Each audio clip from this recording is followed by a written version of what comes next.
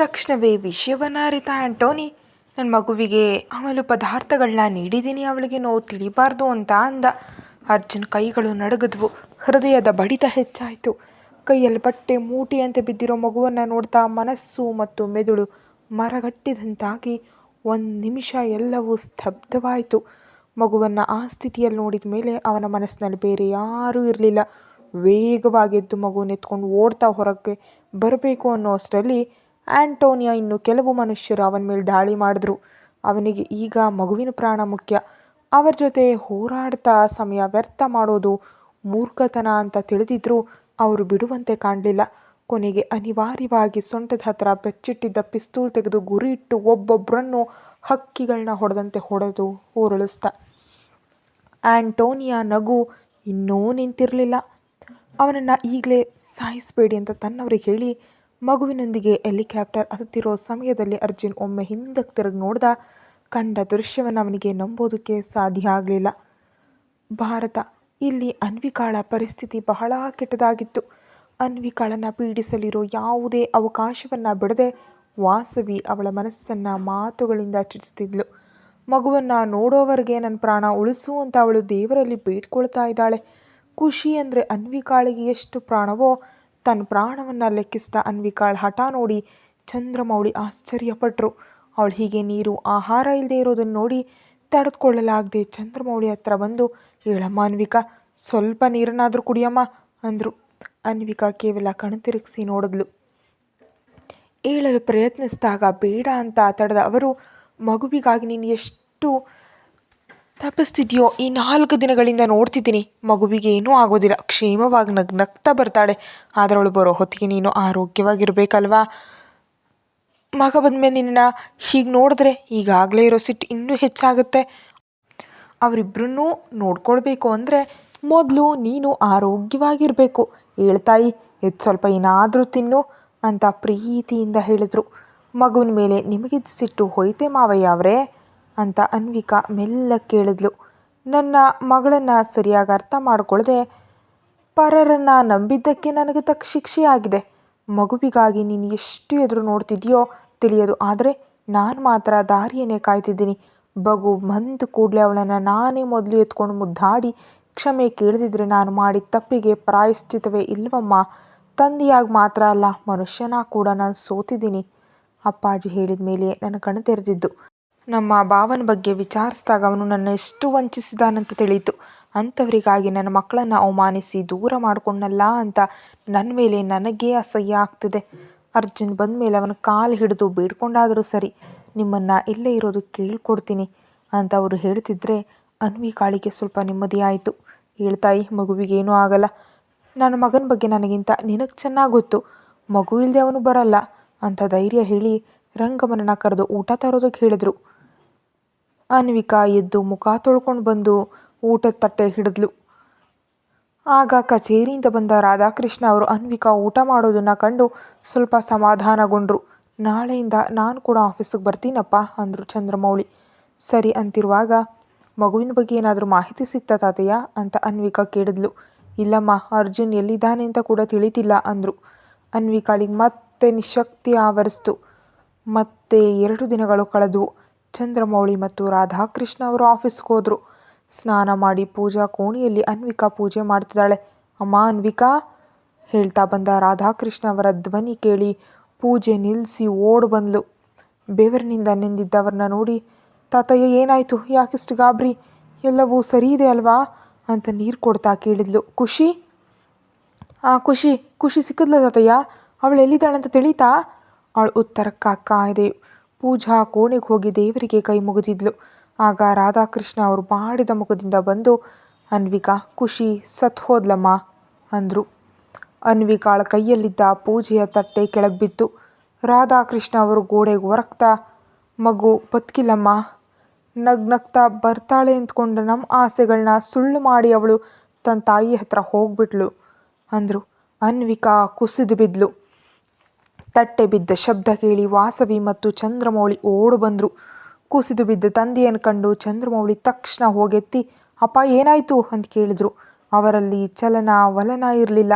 ಅನ್ವಿಕಾ, ನೀನಾದರೂ ಹೇಳಮ್ಮ, ಏನಾಯಿತು, ಯಾಕೆ ಹೀಗೆ ಮಾಡ್ತಿದ್ದಾರೆ, ಎಲ್ಲವೂ ಸರಿ ಇದೆಯಲ್ವಾ?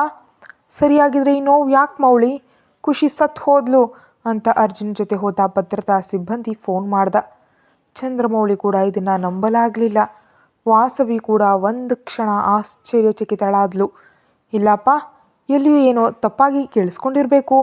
ಮಗು ಸಾಯೋದೇನೋ? ಈ ವಿಷಯ ನಿಮಗೆ ಯಾರು ಹೇಳಿದ್ರು ಅಂತ ಮೌಳಿ ಕೇಳ್ದ. ಅರ್ಜುನ್ ಜೊತೆ ಹೋದ ನಮ್ಮ ಸಿಬ್ಬಂದಿಯೇ ಕರೆ ಮಾಡಿ ಹೇಳ್ದ. ಹೇಗಪ್ಪ, ಆ ಆ್ಯಂಟೋನಿ ಮಗುವಿಗೆ ವಿಷಕಾರಿ ಮದ್ದಿನ ಅತಿ ಹೆಚ್ಚಿನ ಪ್ರಮಾಣ ನೀಡಿದ್ದಂತೆ. ಜೊತೆಗೆ ಅಪಹರಿಸಿದ ದಿನದಿಂದ ಸರಿಯಾದ ಆಹಾರ ಮತ್ತು ಚಿಕಿತ್ಸೆ ಇಲ್ಲದ ಕಾರಣ ಮಗುವಿನ ಅಂಗಾಂಗಗಳು ಕೈಕೊಟ್ಟಿವೆಯಂತೆ. ಅರ್ಜುನ್ ಕೈಯಲ್ಲಿ ಅವಳು ಕಣ್ಮುಚ್ಚಿದ್ಲಂತೆ. ರಾಧಾಕೃಷ್ಣ ಅವರು ಹೇಳ್ತಿದ್ರೆ ಕೇಳ್ತಿದ್ದವರ ಮೈ ನಡುಗಿ ಕೈ ಕಾಲುಗಳು ತಣ್ಣಗಾದವು. ಅನ್ವಿಕಾಳಿಗಂತೂ ನರ ನರದಲ್ಲೂ ನೋವು. ಆ ಪುಟ್ಟ ಮಗು ಆ ನೋವನ್ನು ಹೇಗೆ ತಡ್ಕೊಂಡಿರ್ಬೋದು? ಮಗುವನ್ನು ಅತಿಯಾಗಿ ಪ್ರೀತಿಸ್ತಿದ್ದ ಅರ್ಜುನ್ ಅವಳನ್ನ ಆ ಸ್ಥಿತಿಯಲ್ಲಿ ನೋಡಿ ಹೇಗೆ ಸಹಿಸ್ಕೊಂಡಿರ್ಬೋದು ಅನ್ನೋ ಭಯ ಅವಳಿಗೆ ಶುರುವಾಯಿತು. ಈಗ ಮಗು ಇಲ್ಲ ಅನ್ನೋ ನೋವಿನ ಜೊತೆಗೆ ಅರ್ಜುನ್ ಈ ವಿಷಯವನ್ನು ಹೇಗೆ ತಡ್ಕೊಳ್ತಿದ್ದಾನೆ ಎಂಬ ಆತಂಕ ಶುರುವಾಯಿತು. 2 ದಿನ ಯಾರೂ ಮಾಮೂಲಿ ಸ್ಥಿತಿಯಲ್ಲಿರಲಿಲ್ಲ. ಏನಮ್ಮ ಮಹಾತಾಯಿ, ಮಾಡೋದೆಲ್ಲ ಮಾಡಿ ಈಗಳ್ತಾ ಕೂತರೆ ಹೋದ ಮಗು ಮರಳಿ ಬರುತ್ತಾ? ನಿನ್ನ ಅಜಾಗರೂಕತೆಯಿಂದಲೇ ಮಗು ಪ್ರಾಣ ಕಳ್ಕೊಂತು. ಈಗ ಏನೂ ತಿಳಿಯದವಳಂತೆ ಅಳ್ತಾ ಊಟ ಬಿಟ್ಟರೆ ಮಾಡಿದ ತಪ್ಪು ಸರಿಯಾಗುತ್ತಾ? ನಾನು ಮೊದಲೇ ಹೇಳಿದ್ದೆ, ನೀನು ಈ ಮನೆಗೆ ಅಂಟಿದ ಶನಿ ಅಂತ. ಆ ಮಗುವನ್ನು ನೋಡಿಕೊಳ್ಳಲಾಗದ ಕಾರಣಕ್ಕೆ ಮೈಥಿಲಿ ಹೋಗ್ಬಿಟ್ಲು. ನಾನು ಸಾಕ್ತೀನಂತ ಬಂದು ನಮ್ಮವನನ್ನು ಬುಟ್ಟಿಗಾಕೊಂಡು ಮನೆಯಲ್ಲೇ ನೆಲೆಯೂರಿದೆ. ಒಂದು ವೇಳೆ ಇವೆಲ್ಲವನ್ನ ನೀನು ಬೇಕಂತಲೇ ಮಾಡಿದೀಯಾ? ನಾಳೆ ನಿನಗೆ ಹುಟ್ಟೋ ಮಕ್ಕಳಿಗೆ ಅಡ್ಡ ಬರಬಾರ್ದಂತ ಹೀಗೆ ಮಾಡಿದೀಯಾ? ಅತ್ತೆ ಅಂತ ಅನ್ವಿಕಾ ಕೋಪದಿಂದ ನೋಡಿದ್ಲು. ಛೀ, ಬಾಯಿ ಮುಚ್ಚು. ಅತ್ತೆ ಅಂತೆ ಅತ್ತೆ. ನಿನ್ನ ಕೆಲಸಗಳನ್ನ ನೋಡಿದ್ರೆ ಹಾಗೆ ಅನಿಸುತ್ತೆ. ಅನಾಥರನ್ನೆಲ್ಲ ತಂದು ಮನೆಯಲ್ಲಿ ಸಾಕ್ತಿದ್ಯಾ? ನಿನ್ನ ಕಾರಣದಿಂದಲೇ ಈಗ ನನ್ನ ಮಗ ಇಲ್ಲಿಗೆ ಬರ್ತಾನೋ ಇಲ್ವೋ ತಿಳಿತಿಲ್ಲ. ಖುಷಿ ಇಲ್ಲದ ಮನೆಯಲ್ಲಿ ಅವನು ಇರೋದಕ್ಕೆ ಸಾಧ್ಯವೇ? ಮಾನಸಿಕವಾಗಿ ಮತ್ತು ದೈಹಿಕವಾಗಿ ಈಗಾಗಲೇ ಕುಸಿದಿದ್ದ ಅನ್ವಿಕಾ ಪ್ರಜ್ಞೆ ತಪ್ಪಬಿದ್ಲು. ಅದು ನಾಟಕ ಅಂತ ತಿಳಿದು ವಾಸವಿ ಅಲ್ಲಿಂದ ಹೋದ್ಲು. ಕೆಳಗೆ ಬಂದ ಚಂದ್ರಮೌಳಿ ಅನ್ವಿಕಾ ಬಿದ್ದಿರೋದನ್ನು ಕಂಡು ಓಡಿ ಹೋಗಿ ಅಣಿಯನ್ನು ಮುಟ್ಟು ನೋಡಿದಾಗ ಮೈ ಸುಡ್ತಾ ಇತ್ತು. ತಕ್ಷಣ ವೈದ್ಯರಿಗೆ ಕರೆ ಮಾಡಿದ್ರು. ಪರೀಕ್ಷಿಸಿದ ವೈದ್ಯರು ಅವಳಿಗೆ 100ರಷ್ಟು ಜ್ವರ ಇದೆ ಅಂತ ಇಂಜೆಕ್ಷನ್ ನೀಡಿದ್ರು. ಆಹಾರ ಇಲ್ಲದೆ ನಿಶಕ್ತಿಯಾಗಿದೆ. ಆಸ್ಪತ್ರೆಗೆ ಸೇರಿಸಿ ಗ್ಲೂಕೋಸ್ ಹಾಕಬೇಕು ಅಂತ ಹೇಳಿದ್ರಿಂದ ಚಂದ್ರಮೌಳಿ ಅವಳನ್ನು ಕರ್ಕೊಂಡು ಹೋದರು.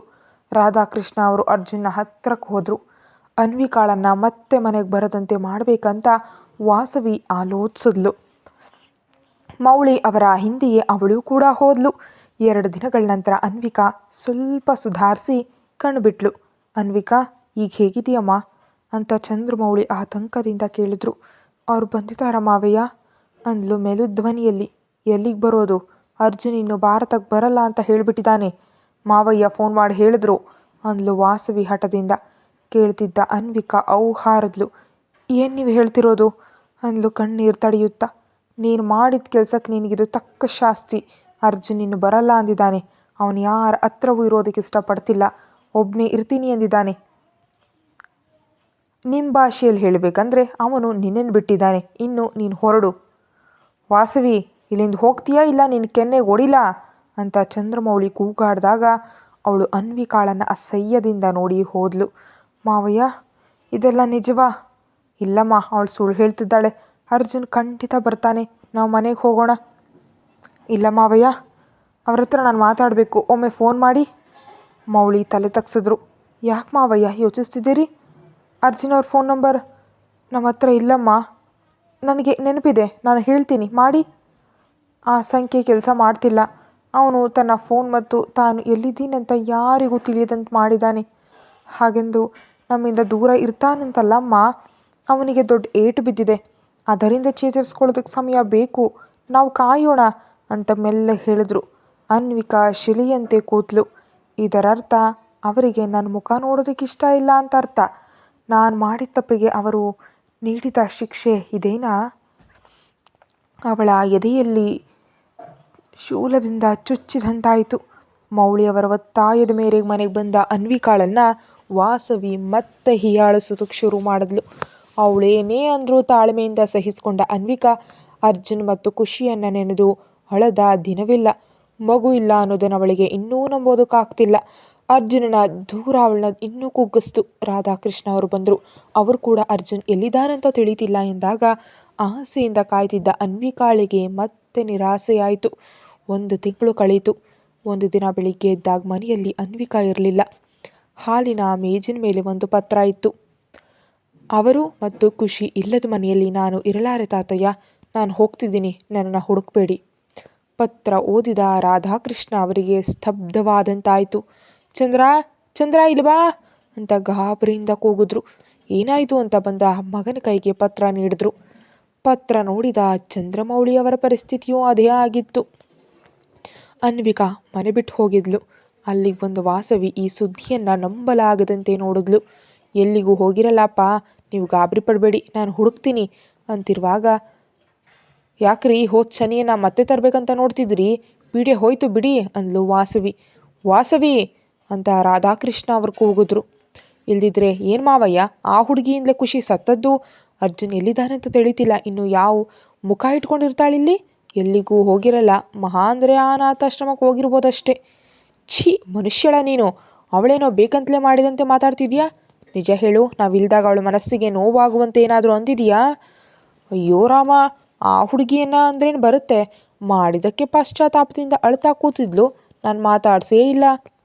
ಅರ್ಜುನ್ ಬರಲ್ಲ, ಇನ್ನು ಆಸ್ತಿ ಸಿಗಲ್ಲ ಅಂತ ಹೋಗಿರಬೇಕು ಅಂತ ಹೇಳ್ತಿದ್ದ ವಾಸವಿ ಕೆನ್ನೆಗೆ ಚಂದ್ರಮೌಳಿ ಬಾರಿಸಿದ್ರು.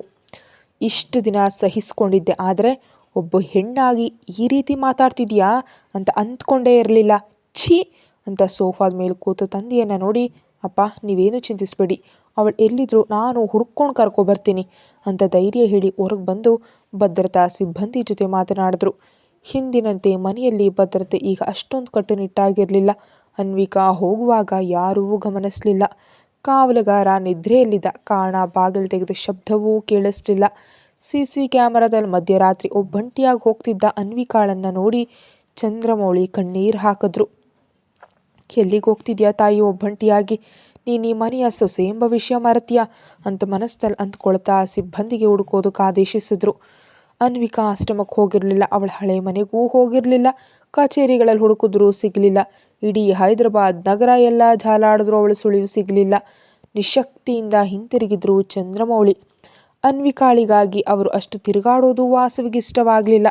ಯಾಕ್ರಿ ಆ ದಿಕ್ಕಿಲ್ಲದವಳಿಗಾಗಿ ಆರೋಗ್ಯ ಹಾಳು ಮಾಡ್ಕೊಳ್ತಿದ್ದೀರಿ ಅಂದ್ಲು ಗಂಡ ಹೊಡೆದದ್ದನ್ನು ಮರೆತು.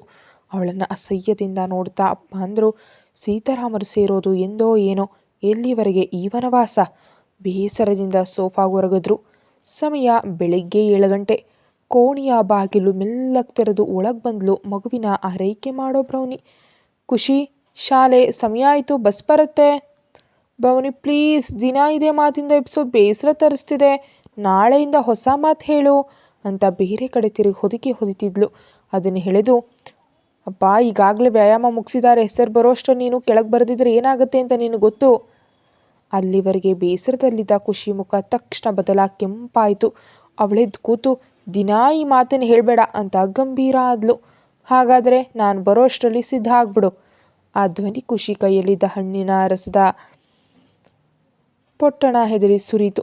ಸರ್ ಅನ್ನುತ್ತಾ ಬಂದ ರಾಬರ್ಟ್ನನ್ನ ಕಂಡು ಅವನ ಮಗುವಿನ ಕಡೆ ನೋಡ್ದ. ಮರುಕ್ಷಣವೇ ಖುಷಿಯ ಕೈಲಿದ್ದ ನಾಯಿಮರಿ ರಾಬರ್ಟ್ನ ಕೈಗೆ ಸೇರ್ತು. ರಾಬರ್ಟ್ ಅಂಕಲ್, ನಾಯಿಮರಿ ಹೊರಗೆ ಹೋದರೆ ನಾನು ಮನೆಯಲ್ಲೇ ಇರಲ್ಲ ಅಂತ ಕೋಪದಿಂದ ಹೇಳಿದ ಖುಷಿಯ ಮೂಗಿನ ಹೊಳ್ಳೆಗಳು ಅದರ್ತಾ ಇದ್ವು. ಕರ್ಕೊಂಡು ಹೋಗು. ಒಂದು ಕೈಯನ್ನು ಜೇಬ್ನಲ್ಲಿ ಇಟ್ಕೊಂಡು ಗತ್ತಿನಿಂದ ಮೆಟ್ಟಿಲು ಇಳಿತಿದ್ದ ಅವನು ನೀಡಿದ ಆದೇಶದಂತೆ ನಾಯಿಮರಿಯನ್ನು ಹೊರಗೆ ಕರ್ಕೊಂಡು ಹೋದ್ರು. ಅಷ್ಟೇ ಸಿಟ್ಟಿನಿಂದ ಖುಷಿ ಕೂಡ 2 ಹೆಜ್ಜೆ ಇಟ್ಲು. ತಕ್ಷಣವೇ ಬಾಗಿಲಿಗೆ ಅಡ್ಡವಾಗಿ 4 ಕಾವಲುಗಾರರು ನಿಂತರು. ಕಣ್ಣಲ್ಲಿ ಸಿಟ್ಟು ಮತ್ತು ನೋವಿನಿಂದ ಹಿಂದಕ್ಕೆ ತಿರುಗಿದ ಖುಷಿ ಅವನನ್ನು ಕಡುಗಣ್ಣಿನಿಂದ ನೋಡಿದ್ಲು. ಅವನು ಯಾವುದನ್ನು ಗಮನಿಸದಂತೆ ಊಟದ ಮೇಜಿನ ಬಳಿ ಕೂತ. ಅವನು ಗಂಭೀರವಾಗುವ ಮೊದಲೇ ಬ್ರೌನಿ ಕರೆದ್ಲು, ಖುಷಿ ಬಾ ಮಗು, ಊಟ ತಿನ್ಬಾ ಅಂತ. ನನಗೆ ಬೇಡ. ಕತೆ ಮುಂದುವರಿಯುತ್ತೆ. Thank you.